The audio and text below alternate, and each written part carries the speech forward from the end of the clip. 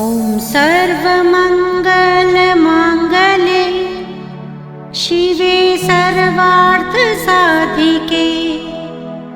शरण्ये त्र्यम्बके गौरी नारायणी नमोऽस्तुते।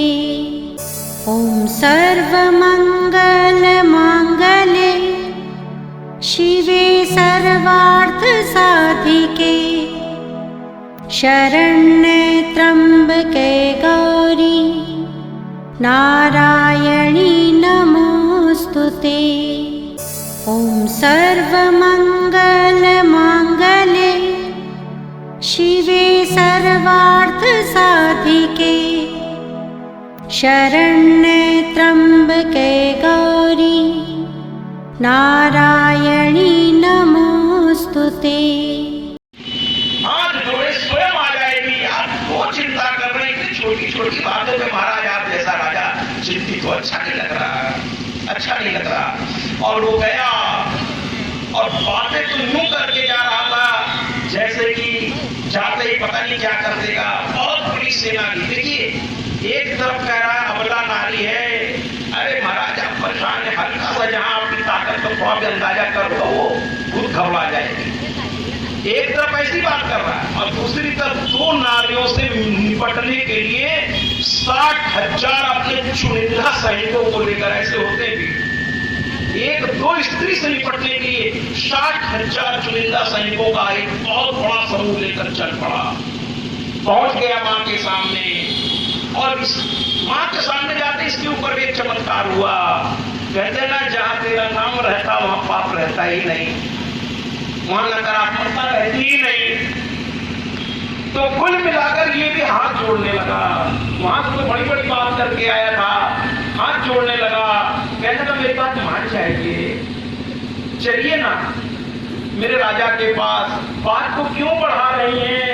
अरे और भी बहुत सारे काम हम लोग के पास हैं महत्वपूर्ण, ये छोटा सा मैटर है, इसको आराम से यहीं खत्म कर देते हैं। अरे सुग्रीव लगता है ठीक से आपको बोल नहीं पाया, मैं आपसे हाथ जोड़ के कहता हूँ मेरे महाराज को स्वीकार कर लीजिए। और मां मुस्कुरा दी, कहीं मेरा प्रण अपने महाराज को आपने बताया नहीं क्या? मेरा प्रण अपने महाराज को आपने बताया नहीं क्या? या सुग्रीव ने जाकर आप लोगों को बताया नहीं क्या कि बचपन में मैंने एक प्रण लिया है और उस प्रण को मैं नहीं छोड़ सकती, उस प्रण को मैं नहीं छोड़ सकती। और अंत में वो जब नहीं सुना, नहीं सुन तो वो कहता क्या है, नहीं मानोगी, नहीं मानोगी तुम मेरी बात, अब अपने पे आ गया, मानती हो कि नहीं?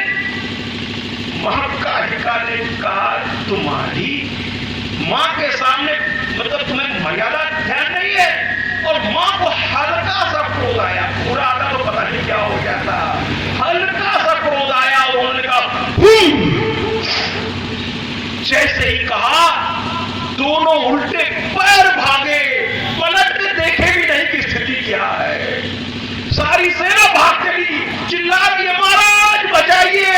उससे ज्यादा खतरनाक ये काली है, ये काली है महाराज, ये तो कच्चा चबा जाएगी, कच्चा चबा जाएगी।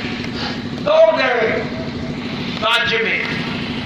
अब शुम्भ निशुम्भ के गुस्से का ठिकाना नहीं रहा। ये सब मेरी मतलब इज्जत की धज्जियां उड़ाने पे लगे। ये सब ये क्या हो रहा है आज? आज कुछ अनुकूल नहीं क्या हमारे सब कुछ?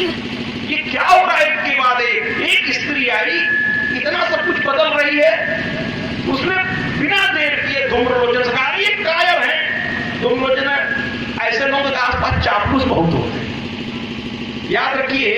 जब आपके मित्र आपकी हाँ में हाँ मिलाने लगे, हर बात पे हाँ हाँ हाँ हाँ हाँ हाँ हाँ, फिर वो मित्र नहीं है, मित्र नहीं है वो। मित्र वो होता है कि सही को सही और गलत को गलत आपके मुंह पर कहने का सामर्थ्य रखे। और ऐसे मित्र को अपने साथ रखिए। सच्चा हितैषी वही है, सच्चा हितैषी वही है। हाँ में हाँ मिलाने वाला हितैषी नहीं है, वो सिर्फ अपने स्वार्थ के लिए आपके साथ है। आपको फंसा करके फिर वो किनारे दूर खड़े होकर के किसी और ताकतवर से हाथ मिला करके आपका तमाशा बना देंगे। वो सच्चा मित्र वो है जो आप गलत कहते हैं कि देखो उसने मेरा कोई स्वार्थ नहीं है, मित्र हो, ये सही नहीं कर रहे हो, सही नहीं कर रहे। तो कहने का तात्पर्य ये है कि ये भागे और धूम्रलोचन को जब शुंभ ने आदेश दिया तो धूम्रलोचन, अरे महाराज ये कायर है, सब चापलूसी कर रहा है, कायर है, आपका नाम डुबोने गए, मन तो करता है इनको यही मार डाले, मुझे जाने दीजिए।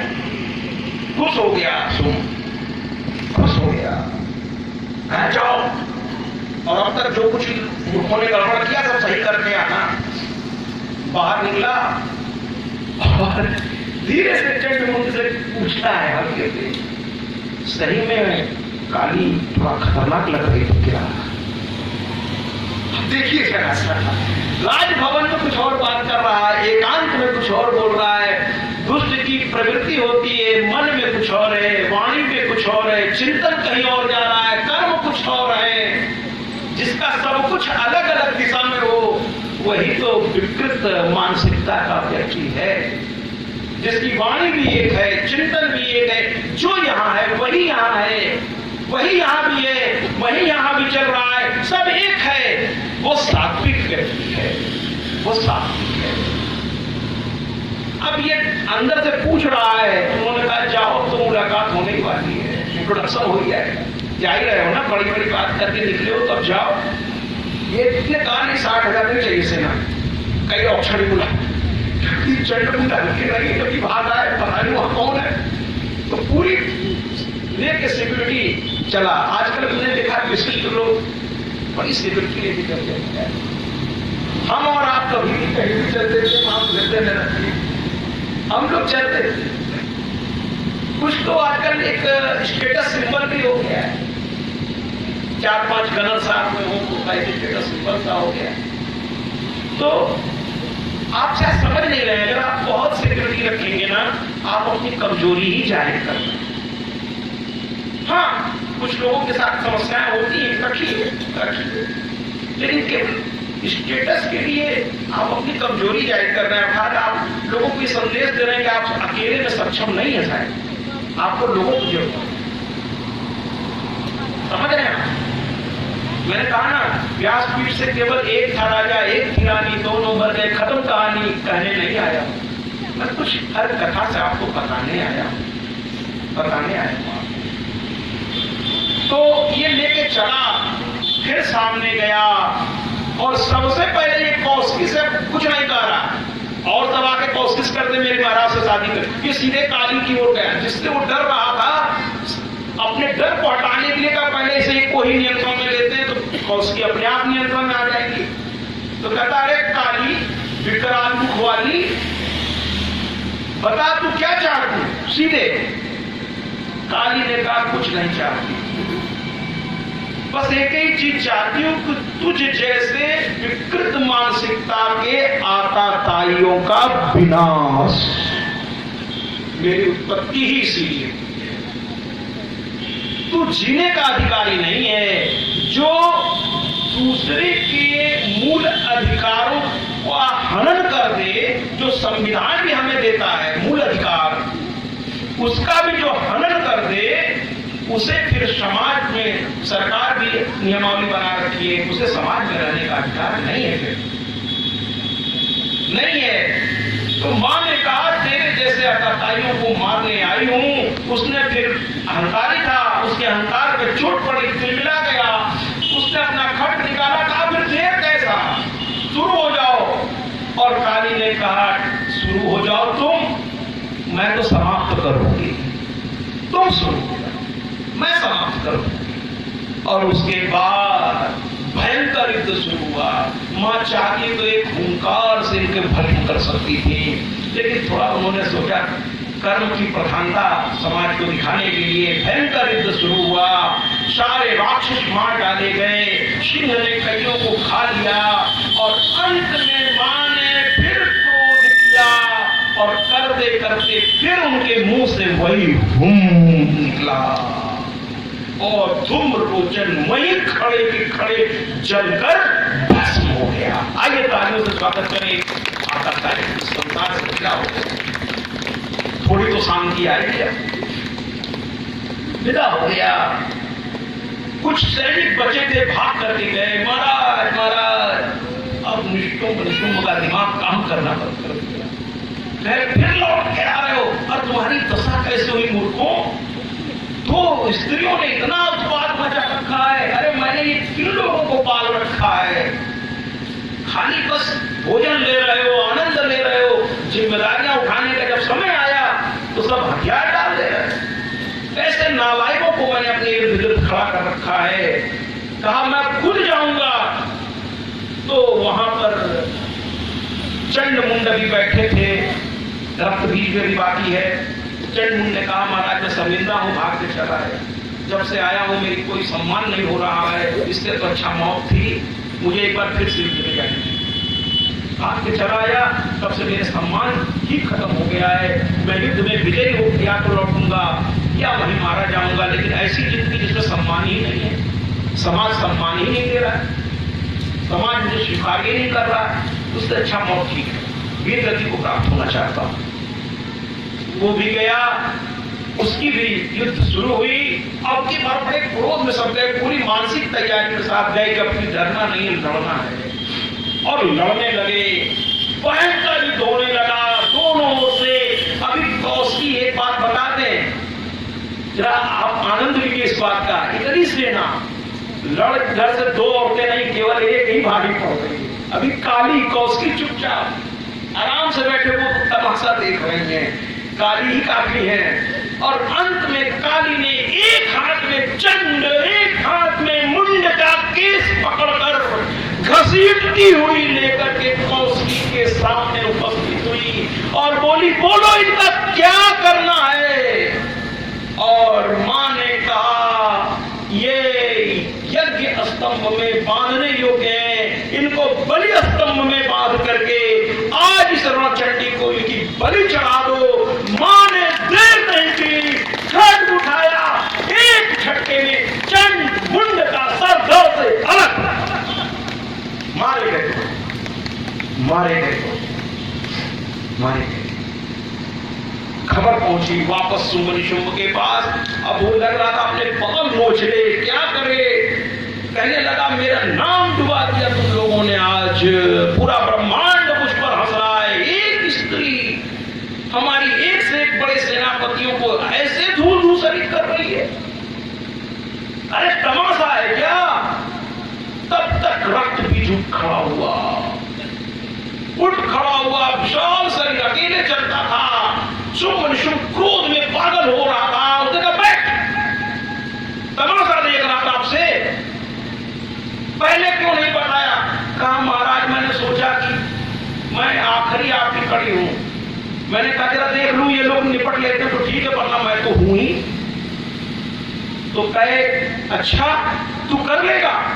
कहे महाराज मैं कर नहीं लूंगा, इसका समापन करके मैं आऊंगा, इसलिए तो मैं शांत हूं। तो कहे ठीक फिर जा। ये गया झूमता हुआ, झूमता हुआ गया। अच्छा एक चीज आपने देखा है, जो अहंकारी व्यक्ति है तो उनकी चाल वगैरह कभी देख लिया, बड़ा अलग टाइप से चलते हैं, मस्त राम मस्ती में आप लगे मस्ती में। उनसे कोई कहा भी देगा आपके घर में आ गए तब भी वो ऐसे ही चले चल जाए, लेकिन चाल मिलता है, वरना लोग कहेंगे आज कुछ ठीक लग गया, लगता है घर में आग लगी, देखिए जमीन क्या। तो समाज ये न कहे, चले उसी तरीके से चले भैया, उसी तरीके से चले। पहुंचा और जैसे ही काली मां ने देखा, हुंकार अभी भरने ही वाली थी, कहता क्या है सावधान, मुझे तुम धूम्रलोचन समझी हो क्या। अरे धूम्रलोचन नहीं हूं, और चंडमुंड समझने की भूल भी नहीं करना जो एक हुंकार में भर गया था। अरे मेरा नाम रक्तबीज है, मेरे नाम से लोग कांपते हैं, तुम्हें डर नहीं लग रहा है, रक्तबीज के सामने तुम खड़ी हो, सावधान हो जाओ इसके पहले कि नारी हत्या का पाप मुझे लगे। तुम्हें सावधान कर रहा हूं, चली जाओ, नहीं चाहिए तुम्हारी ये सखी हमारे राजा को, मैं कह रहा हूं चली जाओ चुपचाप, प्राणदान देता हूं। मां जोर से हंसी। अरे मूर्ख, जिसको खुद के प्राणों का ठिकाना नहीं है वो मुझको वरदान दे रहा है, अरे तू चला जा, प्राण बचा ले, आखिरी मौका है, प्राण बचा ले। रक्तबीज ने कहा तो फिर देर किस बात, देख लेते हैं किसके प्राण संकट में। भयंकर युद्ध शुरू हुआ, भयंकर युद्ध शुरू हुआ, एक के बाद एक अस्त्र शस्त्र चलने लगे और जहां जहां से उसका रक्त निकलने लगा उसको तो वरदान प्राप्त था, उसका नाम ही था रक्त बीज। उस जैसे एक से एक दानव उस युद्ध भूमि में उसके रक्त से पैदा होने लगे, क्योंकि मैंने अभी कथा में बताइए भगवान शिव ने उन्हें पर उसे वरदान दे रखा, ये वो उसने वरदान दे रखा था, इसीलिए सेना लेके साथ नहीं चलता था। वो कहता था मेरे शरीर में ही सेना है, उसके एक एक रक्त से सेना उत्पन्न होने लगी। पूरा युद्ध भूमि चारों तरफ रक्त बीज ही दिखने लगे, हर तरफ रक्त बीज, हर तरफ। और उसी की तरफ पराक्रमी। अब देवताओं को चिंता होने और देवताओं ने अपनी अपनी धर्मपत्नियों से कहा अब समय आ गया है, युद्ध की ओर प्रस्थान करो। और जिस देवता की जो भी अर्धांगिनी थी उसी वेश में, उसी अस्त्र शस्त्र में और उन्हीं के वाहन में चढ़कर उस युद्ध भूमि में प्रवेश करने लगी। मां लक्ष्मी की शक्ति गरुड़ पर सवार होकर सुदर्शन चक्र और गदा लेकर आ गई। ब्राह्मी अक्ष कमंडल माला और कमंडल का जल करके लोगों को उन्होंने वहीं भस्म करना शुरू कर दिया। नारसिंही आ गई, नाना प्रकार की मात्र वारुणी आ गई, इंद्राणी आ गई और सभी लोग आकर के यहाँ पर युद्ध में शामिल होने लगे। इसकी भी बहुत बड़ी सेना थी, सभी चारों तरफ ही होने लगा। देवता अंदर ही अंदर घबरा रहे थे, क्या बात है, देवता अंदर ही अंदर घबरा रहे थे, बहुत विचित्र स्थिति हो रही थी। देवताओं को समझ में कुछ आ नहीं रहा था अब होगा क्या। लेकिन मां ने देखा कि अब देवताओं के चेहरे पर चिंता की लकीरें गहरी हो रही हैं, तो मां ने कहा इस लीला को बंद करना चाहिए। और कौशिकी ने आवाज दिया काली को, कहा इसका वध मैं करूं, तुम बस इतना करो कि जैसे जैसे मेरे अस्त्रों से इसके अंग कटे इसका रक्त जमीन पे गिरने मत दो। तुम अपने मुख को विशाल काय करो और अपनी जीभ को बाहर करो और इसके एक एक रक्त के बूंद को तुम पी जाओ, पी जाओ, एक रक्त का बूंद गिरने मत देना। इसके बाद कौशिकी सिंह पे सवार तो थी, युद्ध मुद्रा में आई, युद्ध शुरू हुआ और मां काली घूम घूम करके सारे रक्त बीजों को चबा चबा कर खाना शुरू किया, मुख में डालना शुरू किया। बड़ा भस्त दृश्य था। मां एकदम से जो है प्रलयंकारी रूप में आ गए, देवता भी देख के घबरा गए, ऐसा काली स्वरूप। और वो चबा चबा करके खाने लगी, रक्त खप्पर में भर भर के पीने लगी। एक साथ ऐसा दृश्य हुआ कि देखते ही देखते सारे कृत्रिम रक्त बीज या को खा करके उन्होंने अपने उदर में डाल दिया और उनके रक्तों को पी गई। अंत में जो मुख्य था मां ने उस पर भी चला दिया, कौशिकी मां ने, और उसके रक्त को पी करके मां ने उसे भी मुंह में डाला और निकल करके घूम गया।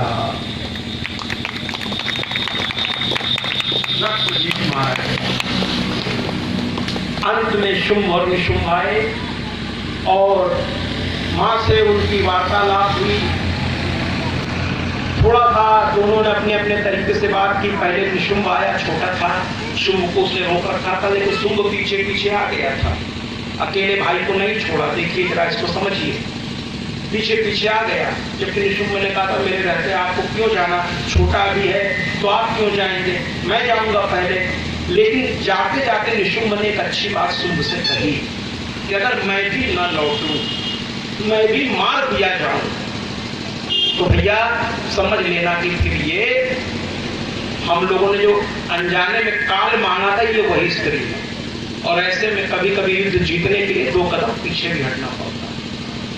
तो तुम अभी चले जाना पाताल, बचे हुए लोगों को लेकर तुम जीवित रहोगे तो सही समय पर तुम इसका समाधान ढूंढ लो, लेकिन तैस में आकर के गलती मत करना पर, क्योंकि ये काल बन के आई हम लोगों की।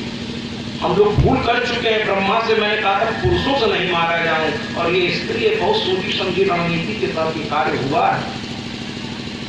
निशुंभ ने अपने बड़े भाई को समझाया, लेकिन वो सुनने वाला कहाँ था। एक तो भाई का प्यार पीछे पीछे चला है, दोनों में युद्ध हुआ। माता काली और जितनी भी देवियां थी, एक भयंकर युद्ध हुआ। अंत में निशुंभ भी मारा गया। फिर शुंभ सामने आया। मां ने कहा, रे दुष्ट, तुम दोनों भाई ने अपनी एक छोटी सी इच्छा के चक्कर में न जाने कितनों को मरवा डाला, न जाने कितनों को तुम लोगों ने मरवा डाला। और अब सिर्फ मैं एक ही बात कहती हूँ, आखिरी बात तुमसे कहती हूँ कि अपनी गलतियों के लिए तुम क्षमा मांग लो।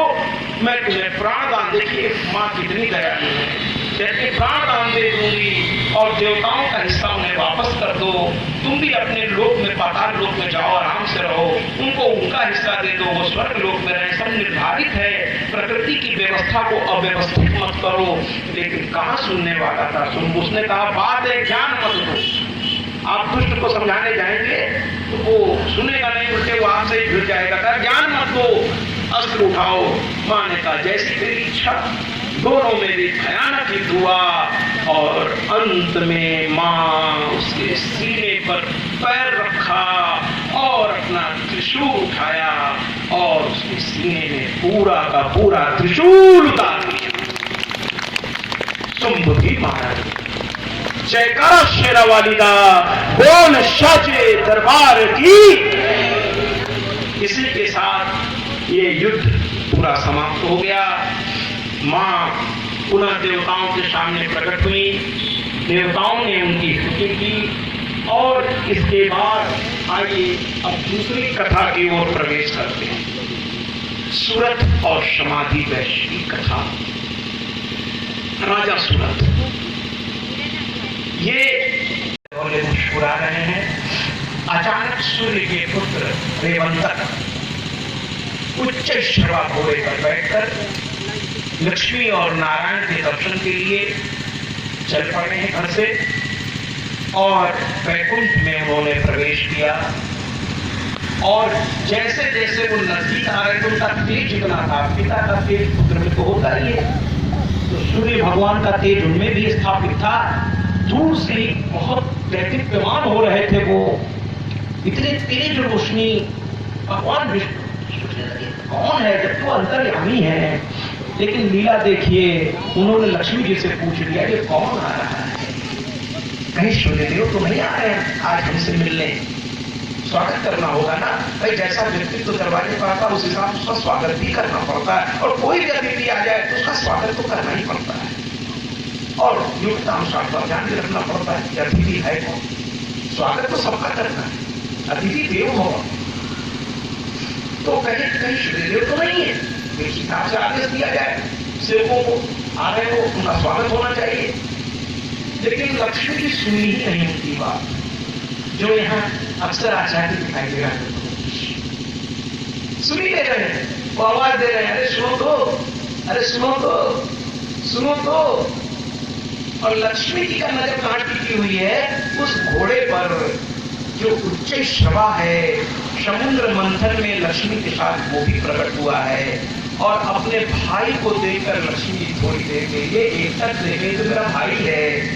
समुद्र मंथन में ये भी तो पैदा हुआ है, मेरा भाई है। और स्त्रियां जानती हैं जब ससुराल में कोई उनके मायके आ जाए, उनका भाई आ जाए, खुश हो जाती है, खुश हो जाती, मेरा भैया आ गया, मेरा बच्चा आ गया। छोटा है तब तो कहीं आते ही कहा खबर है ना, पति कुछ भी बोले, दोनों में पट नहीं रही हो कोई बात नहीं, पर दीदी जो है चुपचाप चोरी चोरी उसे खिला दे, अरे कहा थोड़ी सहली पड़ जाए पति, है ना, कर देती है। भाई भी अपने बहन के लिए हमेशा वो रहता है। अब लक्ष्मी जी अपने भाई को देखने में इतना खो गई कि भगवान विष्णु के बातों पर ध्यान नहीं गया उनका, और भगवान विष्णु क्रोध में तमतमाने लगे। सात्विक प्रवृत्ति के व्यक्ति में आज तामसिक प्रवृत्ति पूरी उत्पन्न हो गई। त्रिगुणात्मक है ना संसार, गुण तो सब अंदर ही होते, प्रधानता किसकी है? यहाँ सात्विक प्रधानता है, लेकिन तामसिक प्रधानता पूरी व्यक्ति आ गई। एक घटना घटने वाली है सब में। ऊपर के जो लोग होते हैं ना, वो बिना घटना के कुछ करते ही नहीं भैया, वो कोई बड़ी घटना घटने जा रही है, इसलिए ये सब हो रहा है, ये लीला हो रही है। चाहते तो भगवान रोक सकते, लेकिन उसको होने दे रहे हैं। और भगवान हमसे आपसे भी कहते हैं कि संसार में लाख प्रयास के बावजूद अगर कुछ घटनाएं घटित हो रही हो, उसे घट जाने दीजिए, उसी में से सही रास्ता है। बस लगे रहिए, चुपचाप हाथ में हाथ धर के मत बैठ जाए, अपने ओर से जो बनता है करते रहिए। फिर भी नहीं रुक रहा है ना, तो फिर देखिएगा, लेकिन हाथ धर के तमाशा मत देखिए, फिर भी लगे। जैसे किसान अपने खेत को बचाने के लिए जानता है बाढ़ आ चुकी है, कुछ नहीं कर सकता मैं, फिर भी जो बन पड़ता है, अंत में हार जाता है। कोई लगता तुम मेरी बात नहीं सुन रही हो, अरे तुम्हारा मन हमेशा यहाँ वहां चलता रहता है, इसके आज से तुम्हारा एक नाम चला हो जाएगा। चला, लक्ष्मी जी का एक नाम चला, एक जगह स्थिर नहीं रह सकती, ये भगवान विष्णु के श्राप से स्थिर नहीं रहेंगी, ये रुक ही नहीं सकती, बिल्कुल तारीफ हो जाएगी। जबकि ये श्रापित माहौल हो रहा है, लेकिन माँ का एक नामकरण हो गया, चाहे जिस रूप में हो गया। ये क्या हो गया, एक के बाद एक श्राप आ रहे हैं। जो हमेशा शांत रहने वाला व्यक्ति इतना क्रोधित, माँ हाथ जो थर-थर कांप रही है, और वो लगातार बोले जा रहे, रुक ही नहीं रहे। वो कुछ प्रेरणा सी आ रही है, कुछ घटना घटने वाली है, और अब घोड़ी बन जाओ, घोड़ी बन जाओ। मां रोने लगी, पैर पकड़ ली, कहीं आज तक आपको इतना गुस्से में मैंने कभी नहीं देखा। आप तो सात्विक प्रवृत्ति के व्यक्ति हैं, इतना गुस्सा एक छोटी सी बात पर। भगवान शांत, क्रोध में जितनी जल्दी शांत अवस्था में चलेगा ये अच्छा है आपके लिए। चिंतन करिए, लगातार आप क्रोध में रहेंगे ना, तो परिस्थितियां और बिगड़े। थोड़ी देर के लिए उस चीज को छोड़ दीजिए, छोड़ दीजिए, थोड़ी देर शांत हो जाएंगे। वो शांत हो गए, मग्न हो गए अपने आप में, लक्ष्मी रोती जा रही है। अंत में उन्होंने आंखें खोली और कहा इसके पीछे बहुत बड़ा कारण है। तुम तमसा नदी के तट पर जाओ, वहां इस घोड़ी रूप में ही उपासना करो, आगे का रास्ता तुम्हें वहीं से पता चलेगा। यदि भगवान समय से पहले कुछ भी बताते नहीं है, समय से पहले कुछ भी भगवान नहीं बताते हैं भैया, कुछ नहीं बताते, उन्हें मालूम सब है। माँ घोड़ी रूप में हो गई, अश्व रूप में हो गई, तमसा नदी के किनारे आई और वहीं पर ध्यान में, और अब की बार उन्होंने ध्यान किसका किया, उन्होंने ध्यान किया गौरी शंकर का, गौरी शंकर का, अपने पति का ध्यान नहीं किया। इसका मतलब क्या है, क्या मां नाराज हो रही है क्या नारायण से? क्या ऐसा हो सकता है? लक्ष्मी कभी नारायण से नाराज हो सकती है ना? मां कुछ और संदेश देना चाहती है। घनघोर तपस्या किया मां ने, भगवान शिव को देखा नहीं गया। मां गौरी के साथ वो नंदी पे सवार होकर सामने प्रकट हो गए, कहे जगदम्बा, उन्होंने जगदम्बा संबोधन किया, कहे आप स्वयं में जगदम्बा हैं, आपके पति स्वयं नारायण हैं, आपको मेरी तपस्या की आवश्यकता क्यों है? क्या चाहिए आपको? आप तो स्वयं लक्ष्मी हैं, आपको क्या चाहिए? दुनिया आपसे मांगती है। कहते हैं ना, दाता एक राम भिखारी सारी दुनिया, दाता एक राम भिखारी सारी दुनिया। अच्छा एक बात कह दिया, हम लोग मंदिरों में जाते हैं तो पुजारी बाबा लोगों को इसका अनुभव है। एक जगह मैंने कई पुजारी बैठे थे, मैंने कहा, सब लोग हंस रहे थे, हमने कहा पुजारी बाबा एक चिंतन की विषय है, जो मंदिर में आता है उसमें से मुझे कहने में संकोच नहीं है, 99% लोग मांगने जाते, किसी को कुछ चाहिए, किसी को कुछ चाहिए, दर्शन करने शायद 1% व्यक्ति ही जाते। अरे इस भाव से क्यों नहीं आप जाते? आज भैया का दर्शन करना है, मांगना क्या? क्यों मांगना? मैया जानती नहीं है क्या? आप उसके सामने, माँ बाप के सामने जाकर आपको कहना पड़ेगा, हाँ कहना पड़ेगा। अरे माँ बाप आपके चेहरे को पढ़ लेगा, वो खुद पूछ बैठेगा क्या कुछ परेशानी है क्या? लेकिन आपके पास तो समय नहीं है, आप अपने माँ बाप के पास में बैठे, उनके चरणों के पास बैठे। मैं सबकी बात नहीं कर रहा हूँ, बहुत से लोग आदरणीय हैं, मैं ऐसे बहुत लोगों को जानता हूँ, अपने माता पिता को देवता की तरफ पूछते महाराज। मैं ऐसे बहुत लोगों को जानता हूँ, इन कथाओं के माध्यम से बहुत अच्छे अच्छे लोगों के साथ मुलाकात होती है और मुझे घर ले जाते हैं, कहते महाराज मेरे निवास स्थान पर कुछ दिन। हम कहते भैया कथा में तो जिसके यहाँ आए हैं उसी के यहाँ रुकेंगे, क्योंकि वो उसका प्रण है। भोजन इत्यादि में आपने बुलाया, मैं चला आया, वो भी एक नियमावली है, लेकिन रात्रि विश्राम तो मैं अपने यजमान के यहाँ ही करूँगा। तो वो अपने घर के लोगों से मुझे मिलवाते हैं। अब मैंने देखा है कि अच्छे अच्छे लोगों से मेरी मुलाकात हुई है। अपने माता पिता एक साथ में घर गया, उनके माता पिता के कक्ष में हर वो चीज थी महाराज जो उनकी जरूरत थी, और वो इतनी मात्रा में रखी हुई थी कि कुछ नहीं। ऐसे पुत्र सबको प्राप्त महाराज। और वो ऑफिस जाने से सुबह उठते ही पहले माँ बाप के कमरे।